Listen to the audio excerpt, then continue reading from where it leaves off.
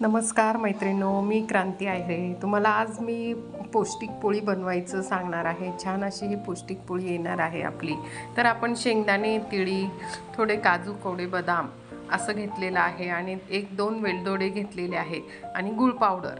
तर अशा पद्धतीने आपल्याला ही पौष्टिक पोळी बनवायची आहे. लहान मुलांना पण खूप आवडते, मोठ्यांना पण आवडते आणि असं पौष्टिक जर द्यायचं असेल, लहान मुलं खात नाही, तर आपण आधी शेंगदाणे थोडेसे कढईत गरम करून घेतलेले होते. बाकीचं साहित्य पण आपण थोडंसं कढईत टाकून आणि असं थोडंसं भाजून घेतलेलं आहे. छान असं हे भाजून घेतलेलं आहे.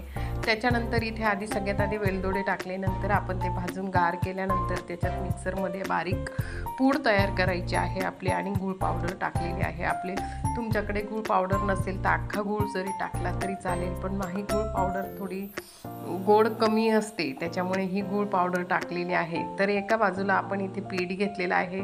1 कपभर पीठ घेतलं आहे. त्याच्यात थोडीशी हळद टाकली आणि थोडंसं मीठ टाकलेलं आहे आणि छान असं घट्टसर असा गोळा मळून घेतलेला आहे आपण. तर या ठिकाणी आपण असा गोळा मळून घेतलेला आहे. तुम्हाला दाखवतच आहे की गोळा मळला आपण इथे. छान असा घट्टसर असा आपल्या जे सारण आहे तेवढ्या पोळ्यांसाठी आपण तिथे एक गोळा मळून घेतलेला आहे. आपला छान असा गोळा तयार झालेला आहे. आता आपण चला पोळी करायला सुरुवात करणार आहोत. आपण हे बारीक सारण तयार केलेलं आहे. बघा, अशा पद्धतीने आपण इथे सारण केलं आहे. तर तुम्ही जर गूळ टाकला, तुम्ही गूळ किसून टाकला तरी चालेल. मी ही गूळ पावडर वापरते आहे. तुम्ही अख्खा गूळ वापरला तरी चालेल.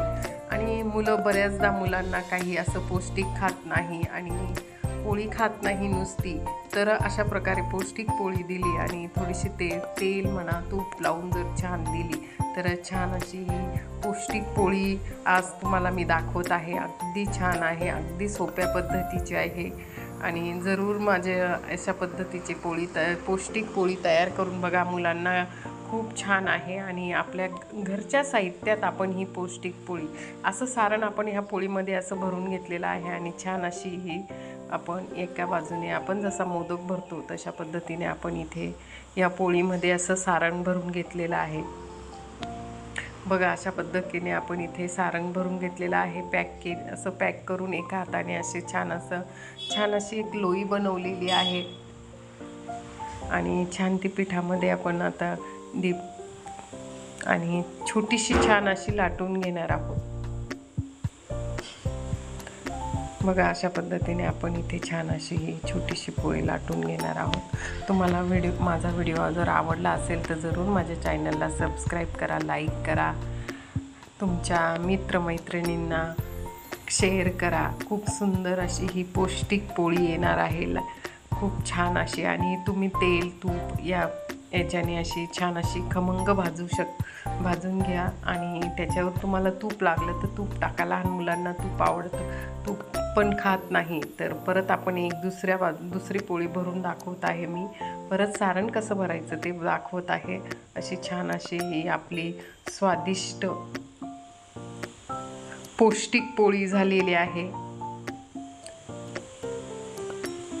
तर इथे मी थोडंसं तेल कमीच वापरलेलं आहे. तेलाचं थोडंसं स्प्रे केलेलं आहे तेलाचं. तर अशा पद्धतीने आपण इथे थोडंसं तेल टाकलं आहे. तुम्ही तूप टाकू शकतात लहान मुलांना, किंवा असे पोळी करून तिचा कुचकरून आणि तिचा लाडूसुद्धा बनवू शकतात. अशा पद्धतीने खूप सुंदर लागतो. मुलांना लाडू पण आवडतो खायला काही मुलं.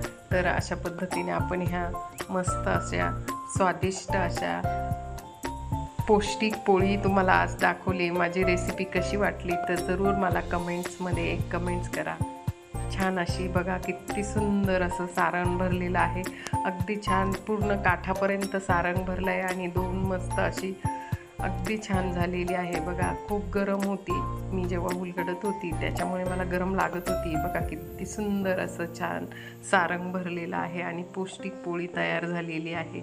मुलं आवडीने अशी पौष्टिक पोळी खातील.